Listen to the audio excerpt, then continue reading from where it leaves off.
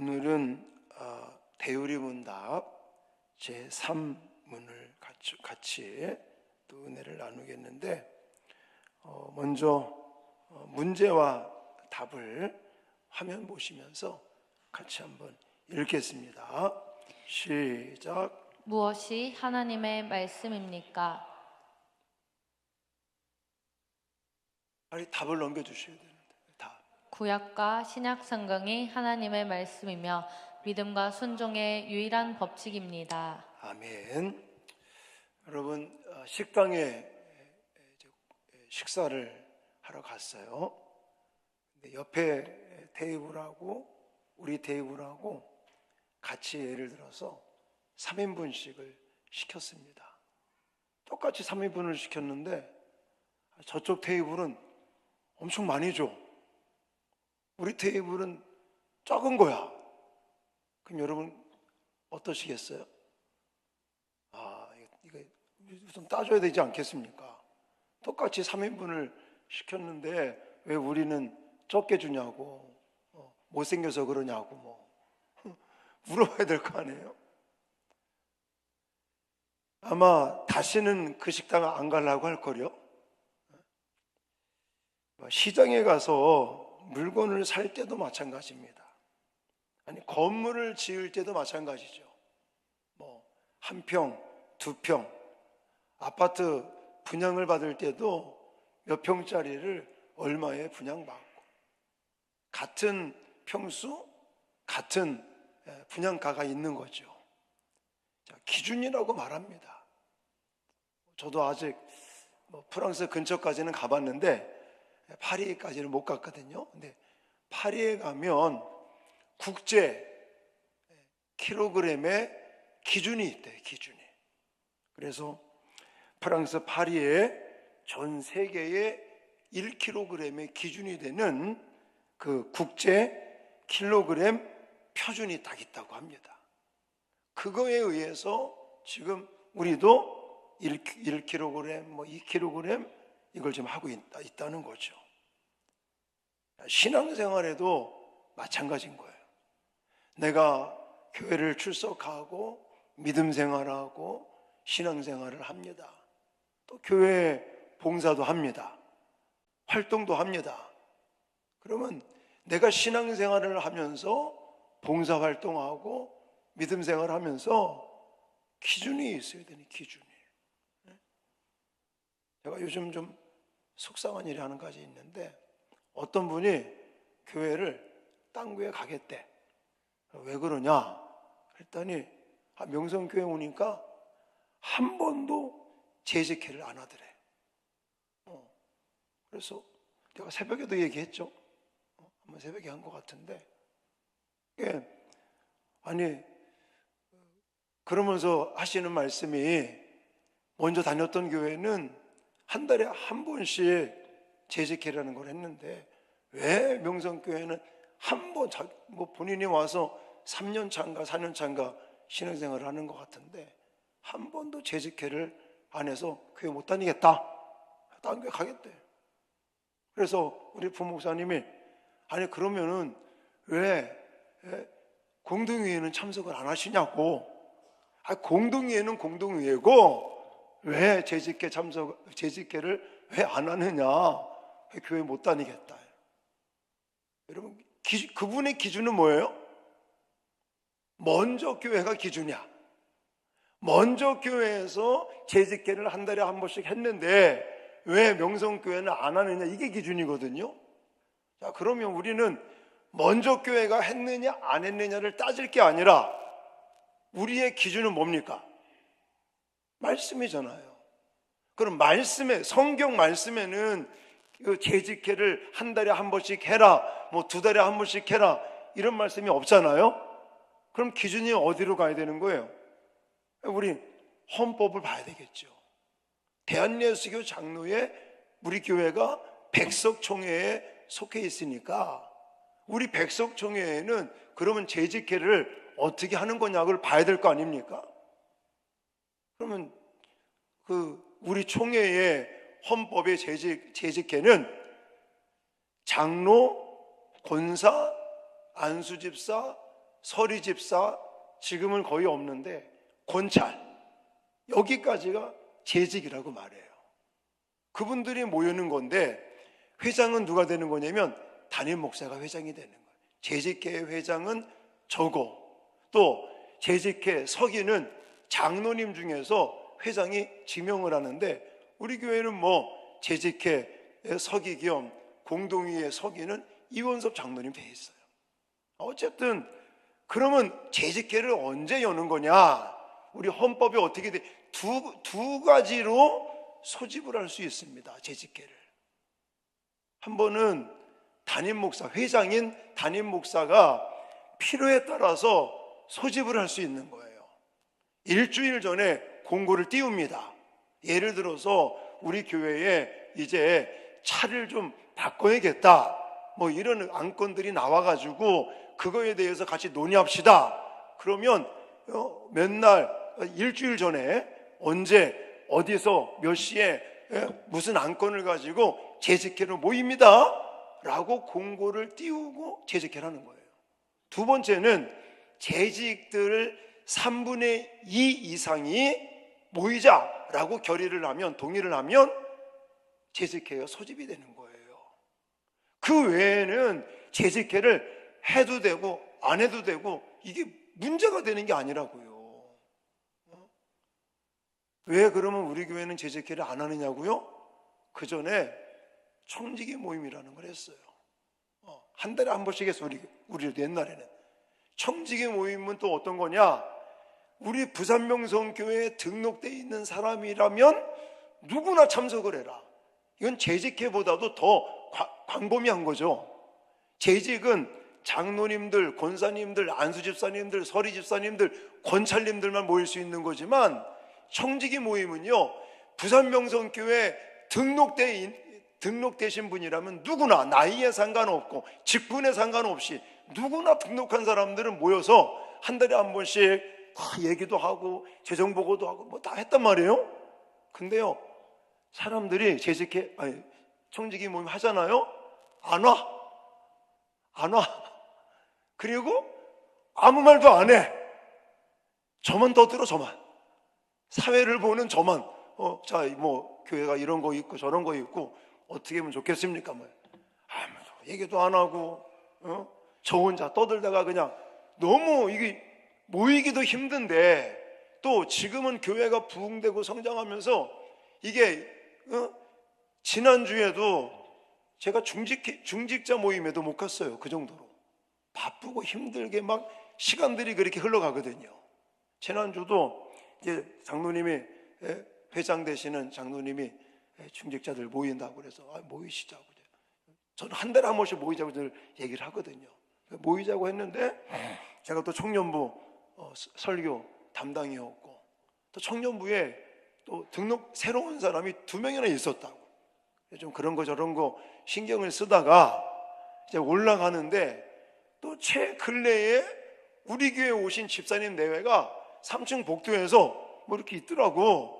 제가 또 그분들하고 또 이렇게 몇 마디 얘기를 나누는데, 이분들이 저한테 할 얘기가 많은 거예요. 안 나죠? 저 여기 가야 되니까 저 갑니다. 말을 못 꺼내겠더라고요.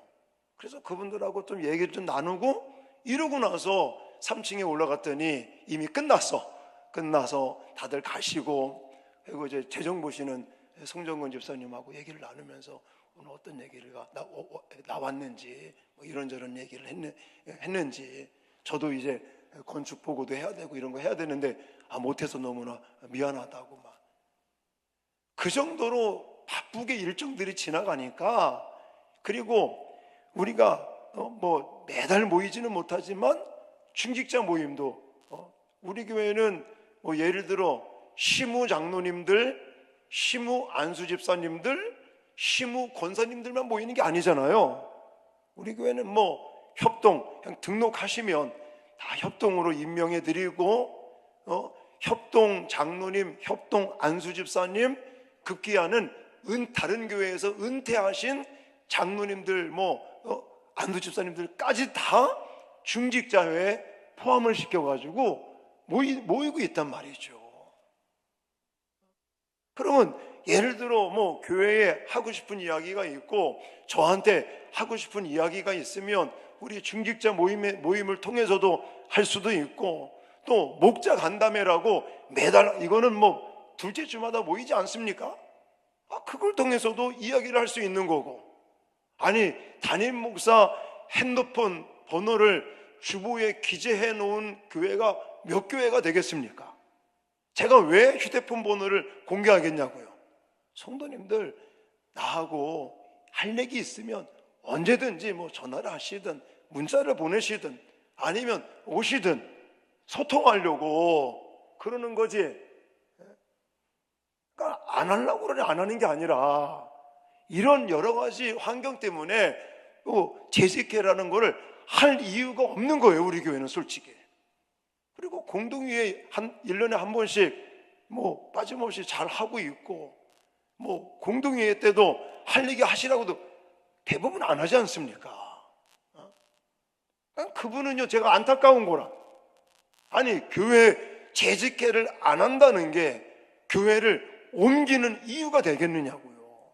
황 목사가 헛소리나 하고 막 비진리를 갖다가 진리라고 막 주장한다든지 엉뚱한 짓을 한다면이야 뭐 고려해 볼 수 있겠죠. 기준을 이게 잘못 세운 거예요. 먼저 교회, 제가 그 교회 압니다. 맨날 재직한다고 싸움질이나 하고 말이야. 우리가 신앙생활을 하고 교회 활동을 하고 봉사를 할 때도 분명한 기준을 좀 세우시라고요. 어떤 기준을 세울 거냐? 그건 뭐 우리가 너무나 잘 알고 있죠. 하나님의 말씀, 성경, 이 말씀이 우리의 신앙에 또 믿음 생활에 봉사하는데 기준이 돼야 될 줄 믿습니다. 어떤 분들은요, 자꾸만 감정 따라 신앙생활을 하고 봉사생활을 해요. 처음에는 막 은혜 받고 뜨거우니까 막 봉사하고 막 이러다가 중간에 그만둬. 뭐 대부분 이렇게 봉사하시는 분들이 어떻습니까? 이렇게 드러나잖아요. 앞에서 드러나잖아요. 이렇게. 그러면 예를 들어 열심히 하던 분이 그만두면 이게 사람들이 궁금해한다는 거예요. 왜 안 할까? 그래서 그 사람이 왜 안 나올까?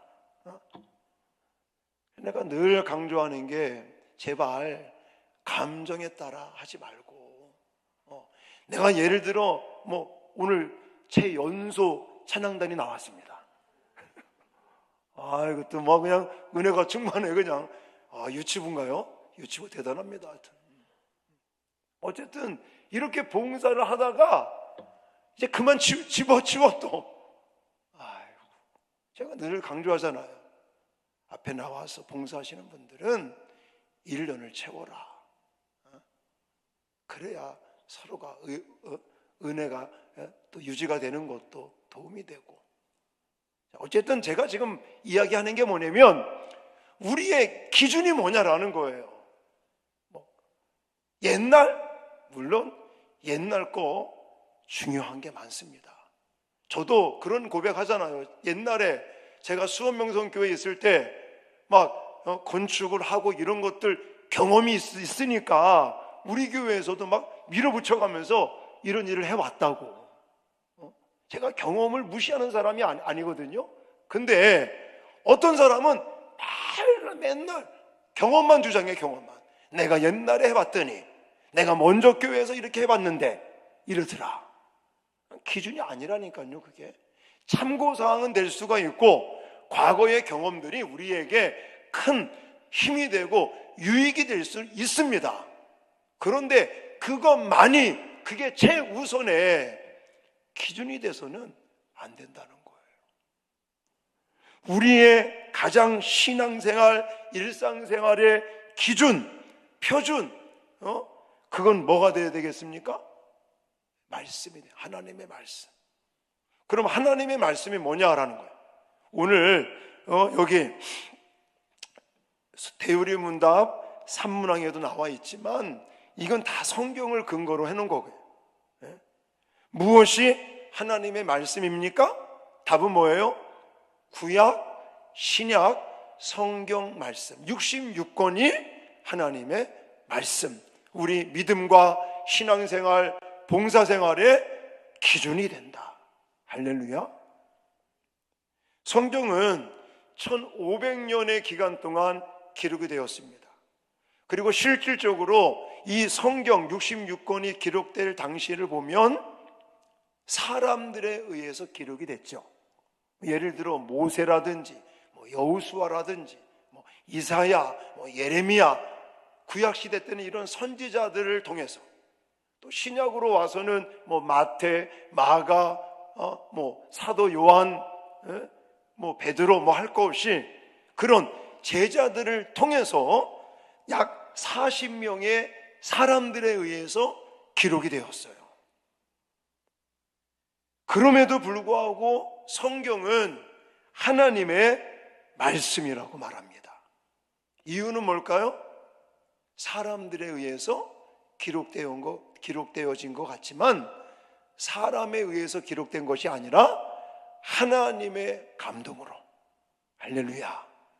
그래서 우리가 잘 알고 있는 성경 구절이죠. 디모데 후서 3장 16절 같이 읽겠습니다. 시작. 모든 성경은 하나님의 감동으로 된 것으로 교훈과 책망과 바르게 함과 의로 교육하기에 유익하니. 아멘. 모든 성경은 하나님의 감동으로.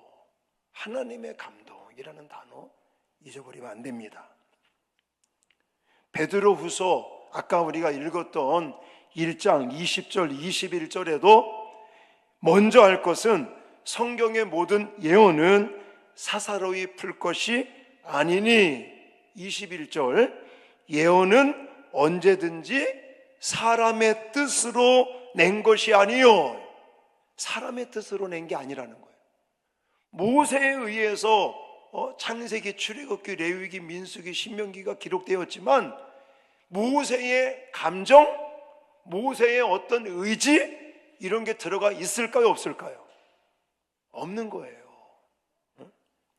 사람의 뜻으로 낸 것이 아니다. 무슨 단어가 있냐면 오직이라는 거예요. 오직은 이거 하나만이라는 거예요. only, 하나만. 성령의 감동하심을 받은 사람들이 하나님께 받아서 증거한 것이다라는 거예요. 말한 것이다. 그러니까 우리가 지금 이렇게 보고 있는 이 66권 성경, 구약, 신약, 신구약 66권은 모세에 의해서 기록되기도 했고 마태를 통해서 기록이 되었지만 저자는 모세가 아닌 거예요. 마태가 아닌 거예요. 누구예요? 하나님이신 거예요. 원저자는 하나님이고, 그래서 성경에는 그런 말이 없지만 저는 모세와 같은 사람, 그런 사람들을 뭐라고 표현하냐면 성경 기자, 이렇게 표현해요. 기자. 성경의 기자다. 여러분, 기자가 어떤 사람이죠? 기자. 신문 기자 이런 나오잖아요. 그 사람들은요, 어떤 팩트에 대해서, 어떤 사실, 사건에 대해서 조사를 한단 말이에요. 들어보고, 실제로 그곳에 가보고, 또 목격자를 찾아서 만나서 직접 들어보고, 이래서 어떤 팩트, 그 사실에 대해서 자기가 글을 쓰는 거죠. 그러면 자기 그 어떤 의지나 자기의 어떤 뜻이 그 안에 들어가면 그 기자는 잘못된 기자인 거예요. 나쁜 기자인 거죠. 기자들은 팩트를 있는 그대로 사람들에게 알려주는 게 기자인 거예요. 마찬가지로 성경의 기자라고 말합니다. 원저자는 누구라고요? 하나님. 제가 또 우리 청년 중에 한 명하고 성경 가회를 하다가 내가 그만하자. 내가 시험 들겠다. 그 친구는요, 하여튼 유튜브를 많이 보기도 했고 막 이제 그렇게 공부를 한 친구거든요. 자기 나름대로 주장을 해요. 내가 처음에 그랬거든.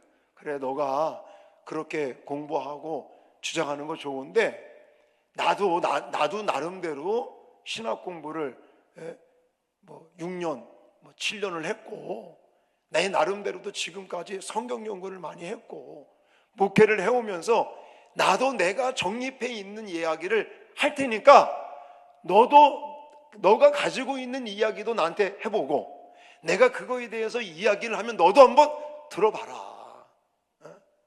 그랬더니 시간마다 막 강조를 하는 강조. 뭐냐면 목사님 틀렸다는 거예요. 왜 자기한테 주입을 시키냐? 그거 아니라니까. 내가 그리고 성경을 이렇게 갖다 뒤밀었거든요. 한 가지 예가 그거야. 아니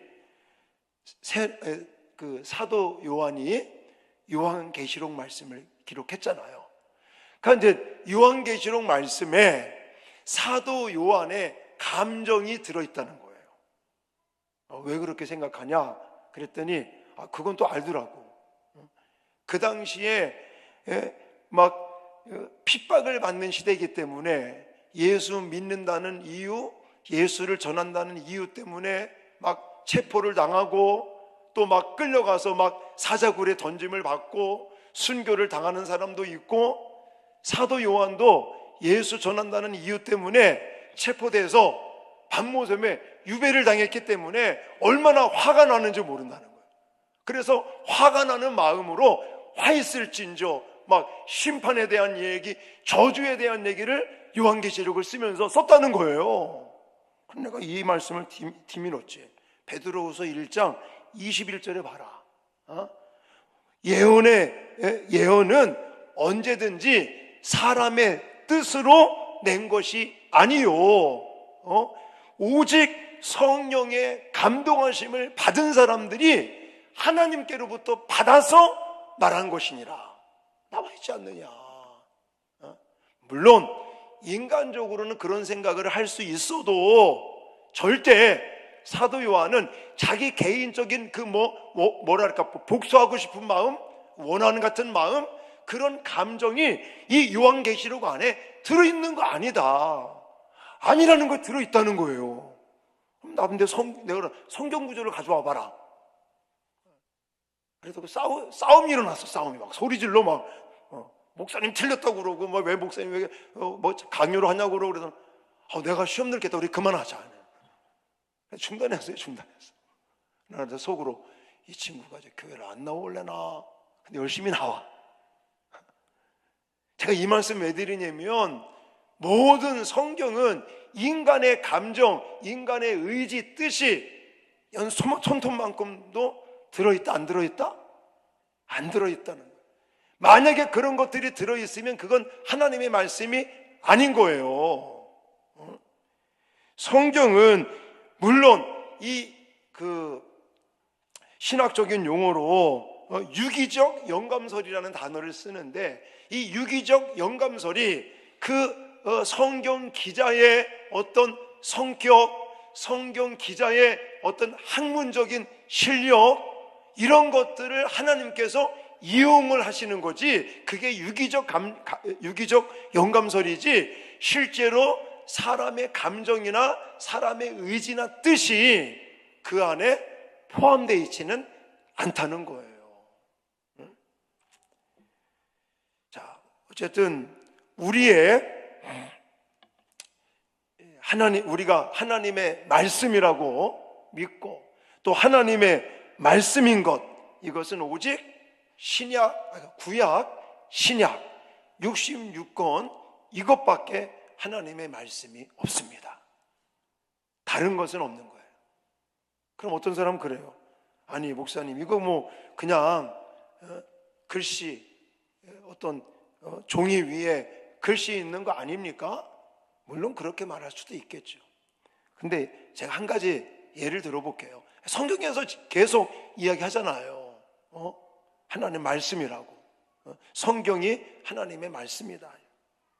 자, 예를 들어서 어떤 아버지가 이제 세상을 이제 이렇게 뜨는 그런 것을 앞두고 진짜 사랑하는 아들에게 편지를 썼어요. 그래서 이 아버지가 이제는 마지막 떠나면서 남긴 그 편지를 쭉 이제 받아서 읽습니다. 그러면 이 아들이 아버지가 마지막으로 써준 그 편지를 읽으면서 이 아들에게는 이 편지가 뭐겠습니까? 그냥 종이 위에 있는 글씨입니까? 아니라는 거예요. 이건 아버지의 음성이에요, 음성. 마지막 떠나면서 아들에게 준 이 편지는 그냥 종이 위에 글씨가 아니고 실제로는 글자지만 이거는 아버지의 음성이라고 우리는 말할 수 있는 거죠. 그러므로 이 성경 66권도 종이가 아니라는 것, 종이 위에 글씨가 아니라는 것, 이것은 하나님의 음성인 줄 믿으시기 바랍니다. 이거밖에 없어요. 하나님의 음성은 이거밖에 없는 거예요. 그리고 두 번째 강조하는 것은 믿음과 순종의 유일한 법칙이다, 이렇게 말을 합니다. 여러분, 우리의 신앙은 다른 데 세워지면 문제가 생깁니다.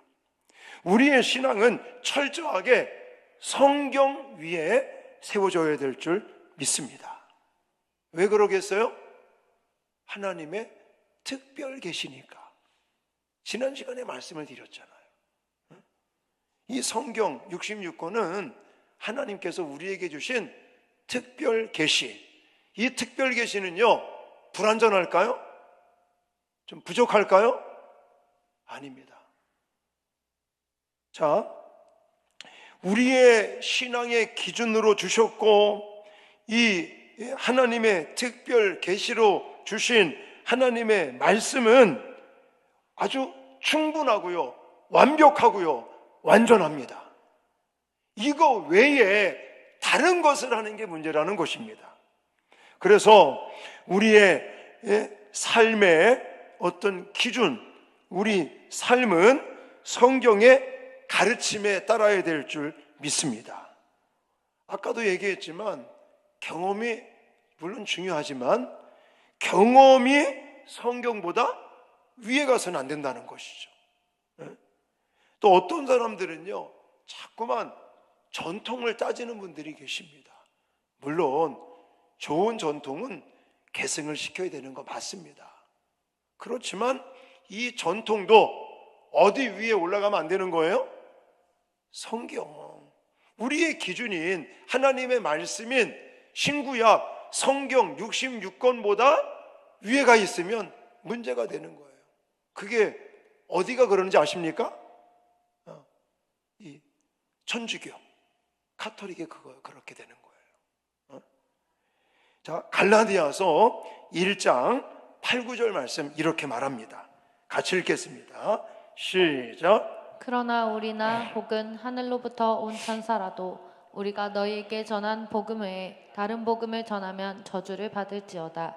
우리가 전에 말하였거니와 내가 지금 다시 말하노니 만일 누구든지 너희가 받은 것 외에 다른 복음을 전하면 저주를 받을지어다. 아멘. 계속 사도 바울을 통해서 강조하는 게 뭡니까? 복음, 이 66권 하나님의 말씀, 성경 외에 다른 복음을 전하면 뭐가 임한다고요? 저주가 임한다라는 거예요. 여러분, 그 이유가 뭡니까? 그 이유가 성경만이 유일한 믿음의 법칙이고 순종의 법칙이기 때문인 것입니다. 이건 바울을 통해서만 하나님 말씀하신 게 아니라 이사야 선지자를 통해서도 말씀하셨어요. 구약시대 때. 자, 이사야 8장 20절에 또 한번 읽겠습니다. 시작. 마땅히 율법과 증거의 말씀을 따를지니 그들이 말하는 바가 이 말씀에 맞지 아니하면 그들이 정녕 아침빛을 보지 못하고. 아멘. 여기 아침빛을 보지 못한다는 것은 죽는다는 거예요. 성경만이 유일한 순종의 법칙인 것입니다. 우리는 성경에서만 하나님을 영화롭게 할 수 있는 방법을 찾아야 되는 거예요.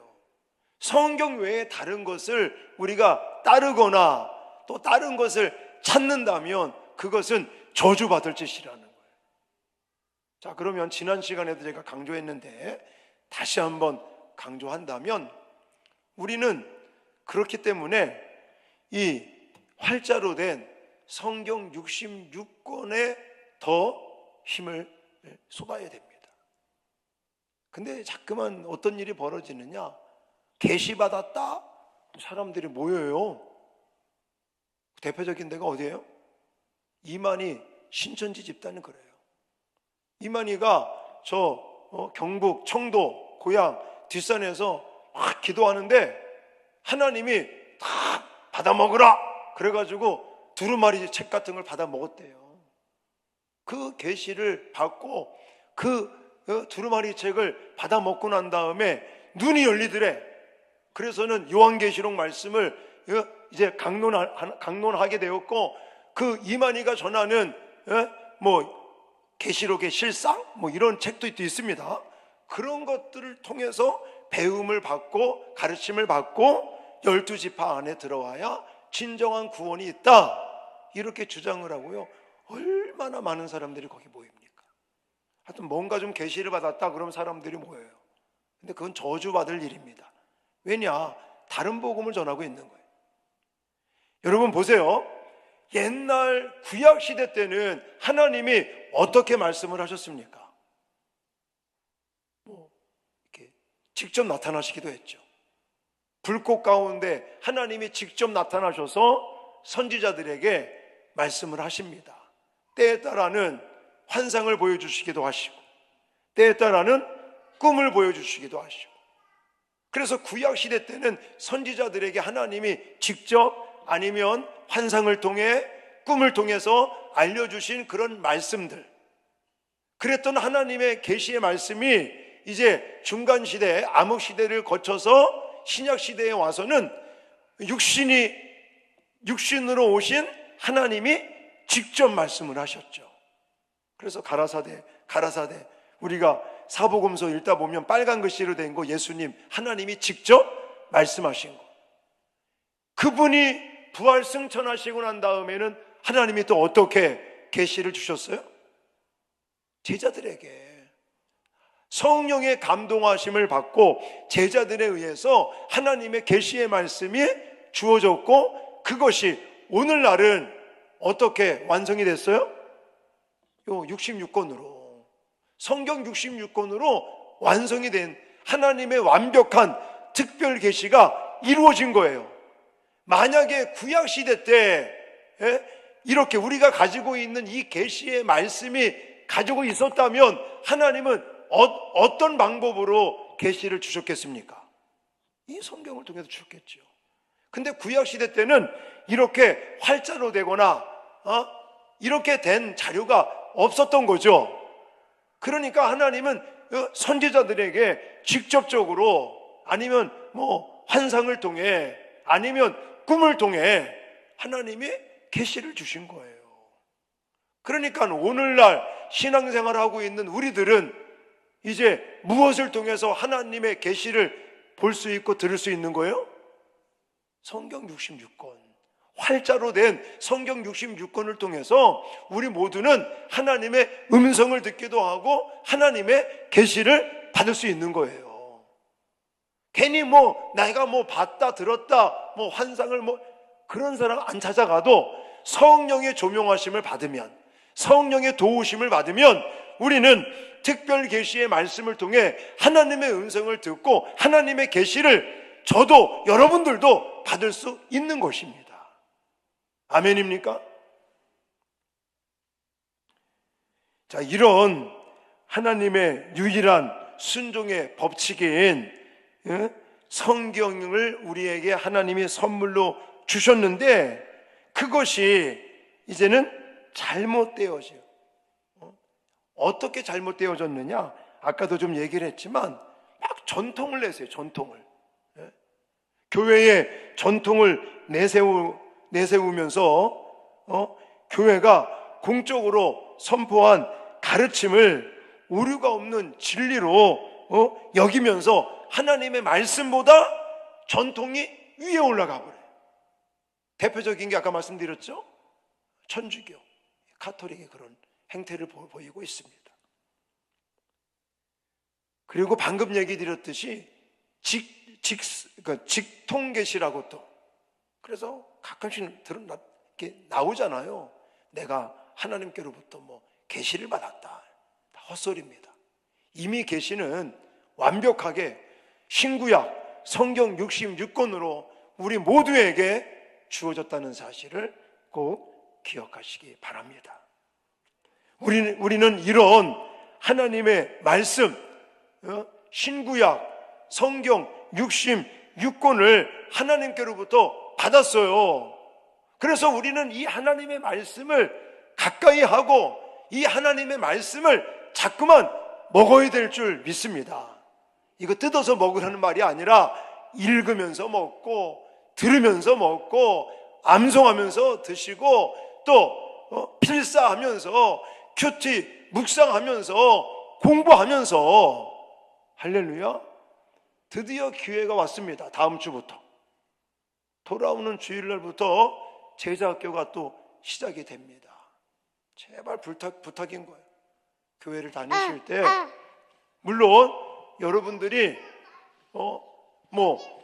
나름대로 열심히 하겠지만 그냥 교회만 왔다 갔다 하지 마시고 여러분들 나름대로 좀 성경을 좀 배우면서 성경을 좀 공부하시면서 교회를 다니고 신앙생활을 하면 신앙생활이요 더더욱 즐겁고 재미있습니다.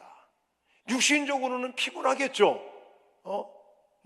일주일에 한 번씩 저랑 만나서 길게는 1시간 20분, 1시간 10분씩 막 공부를 해야 되니까 좀 피곤할 수 있겠죠.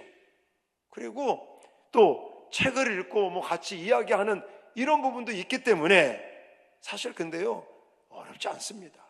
안 하던 것을 하려니까 조금 부담스러운 건 사실이지만 실제로 하신 분들 얘기를 들어보십시오. 할만하거든요. 그렇게 해서 한 3개월, 4개월 책을요 2권을 읽습니다. 그리고 저랑 같이 만나서 일주일에 한 번씩 만나서 같이 성경을 이야기하고 공부한다는 게 얼마나 의미가 있겠습니까? 이제 드디어 시작이 됩니다. 그래서 여러분들 돌아오는 주일부터 또 시작되는 제자학교에도 많이 오셔서 같이 성경을 좀 배우면서 신앙생활을 하시기를 부탁을 드립니다. 왜 그래야 되느냐? 먼저 시편 19편 7절 같이 읽겠습니다. 시작. 여호와의 율법은 완전하여 영혼을 소상시키며 여호와의 증거는 확실하여 우둔한 자를 지혜롭게 하며. 아멘. 여기 보니까 여호와의 율법은 완전해서 뭐 한다고 그래요? 영혼을 소생시킨다. 또 여호와의 증거는 확실하다. 여호와의 율법, 여호와의 증거, 이게 다 뭐예요? 성경, 신구약 66권의 말씀인 거예요. 이것이 우둔한 자를 어떻게 한다고요? 지혜롭게 한다. 말씀을 우리가 붙들고 하면 우리의 영혼이 살아나는, 또 우리가 하나님께로부터 지혜를 받을 수도 있어요. 그리고 아까도 읽었지만 디모데후서 3장 15절에 가보니까 믿음으로 구원에 이르게 하는 지혜가 있느니라. 어디에? 성경 말씀 신구약 66권 안에 구원에 이르는 지혜가 담겨져 있다라고 말해요. 그리고 디모데후서 3장 16절 17절에는 하나님의 감동으로 된 것으로 하면서 교훈과 책망과 바르게 함과 의로 교육하기에 유익할 뿐만이 아니라 하나님의 사람으로 온전하게 하고 선한 일을 할 수 있는 능력을 갖추게 한다. 어디 안에? 성경, 하나님의 말씀, 신구약 66권 안에 이게 들어있는 거예요. 그러니까 열심히 하나님의 말씀을 우리가 공부하면서 먹어야 되겠죠. 자, 그리고 가장 중요한 건 뭐냐면 이 성경은 아는 것도 물론 중요합니다. 근데 성경에 보면 아는 것으로 그치지 말라 그럽니다. 어떤 말씀을 하고 있냐면 야고보서 1장 22절 마지막 절, 자, 같이 읽겠습니다. 시작. 너희는 말씀을 행하는 자가 되고 듣기만 하여 자신을 속이는 자가 되지 말라. 아멘.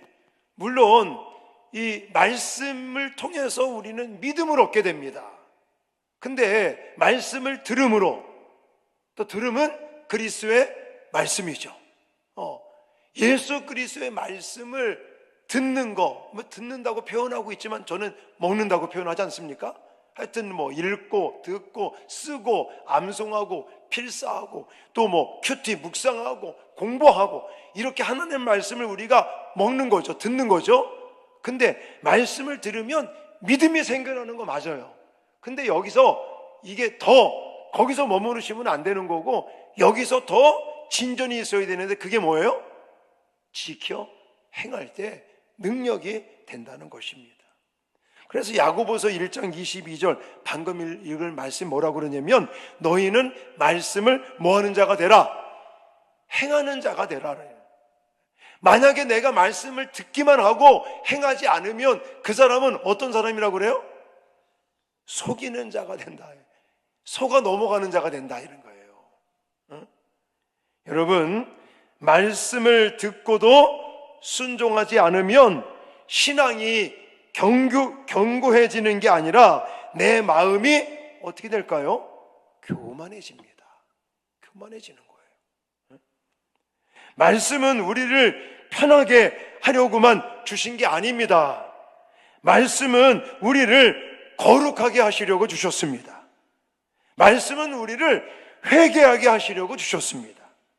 말씀은 우리를 예수 그리스도를 닮아가게 하기 위해서 주셨습니다. 할렐루야. 그러니까 그러기 위해서는 말씀을 먹기만 하면, 듣기만 하면 안 된다는 거예요. 여러분들의 삶 속에 왜 열매가 없는지 아십니까? 그것은 듣기만 하고 행하지 않기 때문에 그러는 거예요. 내가 정말 하나님의 말씀을 먹고 듣고 이제는 그것을 삶 속에서 실천하면 그것이 열매가 맺고 능력이 나타난다는 사실을 꼭 기억하시기 바랍니다. 그래서 오늘 대우리 문답 3문답을 통해서 제가 강조하는 거, 유일한 규칙, 살아있는 하나님의 말씀.